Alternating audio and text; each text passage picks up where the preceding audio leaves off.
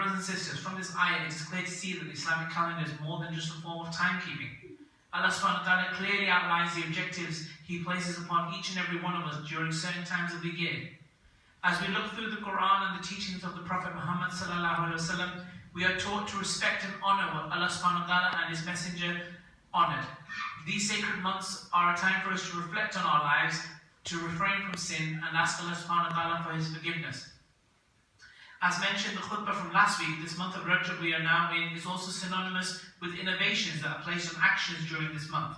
For example, extra fasts, prayers or umrah are considered innovations if done specifically for the month of Rajab. And this is considered innovations by scholars and should be avoided.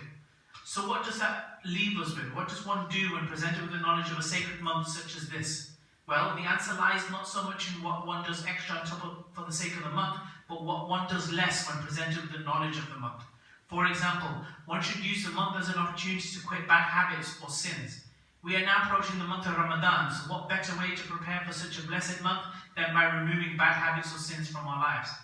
The month being sacred also presents ourselves with an opportunity to perform a self-audit and seek forgiveness from Allah subhanahu wa ta'ala for the mistakes we have made. Dear brothers and sisters, the sacred months are an opportunity for us all to refresh our character and our manners. Let's utilize it in the correct way possible so that we can be those who are successful in these sacred months.